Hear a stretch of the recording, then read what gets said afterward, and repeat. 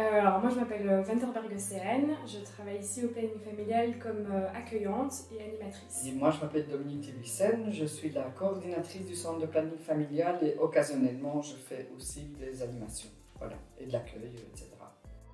Qu'est-ce qu'une IST? Alors aujourd'hui on va plus parler d'IST que d'MST. Donc IST qui signifie infection plutôt que maladie parce qu'en fait tout simplement elles peuvent ne pas se voir.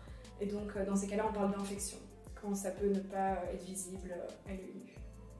Quels sont les principaux modes de transmission d'une IST? C'est un contact entre une muqueuse, on a grosso modo les garçons une muqueuse principale c'est la bouche et les filles la bouche et le vagin. Et c'est un contact entre cette muqueuse et des fluides corporels qui sont principalement le sperme et éventuellement le sang. Voilà, s'il fallait. Et donc ça regroupe forcément tous les types de contacts sexuels qu'on peut avoir, du rapport sexuel hétéro par pénétration ou hétéro ou homosexuel aussi. Mais il ne faut pas oublier tous les contacts sexuels autres.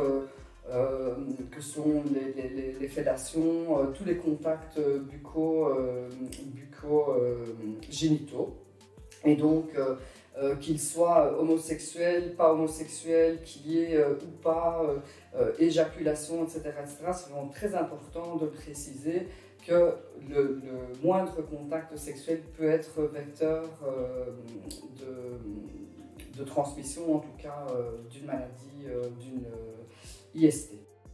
Comment se fait le dépistage des IST? Alors au niveau des dépistages, donc pour les femmes, on va d'abord, donc il y a deux tests. On fait d'abord une prise de sang et ensuite on fait un frottis vaginal. Alors c'est un frottis qui est vraiment non invasif. On ne va pas mettre de spéculum, on doit vraiment prendre à l'entrée du vagin un peu de sécrétion. Et donc ici, chez nous particulièrement, le médecin va même le proposer à la personne si elle veut le faire elle-même aux toilettes. Donc ça c'est pour les femmes. En ce qui concerne les hommes, c'est une prise de sang et un test urinaire. Et alors ce qu'on précise vraiment bien, c'est que le test urinaire, la personne ne doit pas avoir uriné 2 heures avant de venir parce qu'il faut que l'urine soit vraiment condensée, sinon le test ne sera pas possible.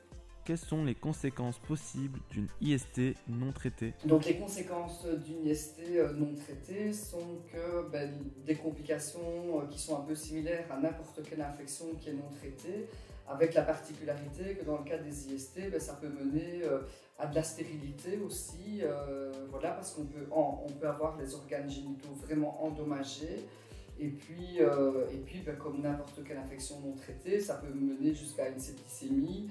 Et puis pour les IST qui sont un peu plus rares, mais qui restent quand même très présentes, que sont le sida et la syphilis, qui revient un peu plus sur la scène des IST, ce sont des IST qui, elles, ont des conséquences très graves et qui peuvent mener jusqu'à la mort, en fait. Où peut-on obtenir des informations et de l'aide en cas d'IST? Principalement dans les centres de planning familial. On peut se rendre dans n'importe quel centre de planning familial. On n'est pas obligé d'aller forcément dans celui de sa commune ou près de son école. Et alors il y a aussi des centres qui sont spécialisés vraiment pour les infections sexuellement transmissibles. Je pense particulièrement au centre ELISA à Bruxelles, qui lui est vraiment très spécialisé au niveau du sida. Et donc s'il y a eu une infection, en tout cas un rapport avec un haut risque, ce centre-là est plus à même de pouvoir prendre en charge les personnes.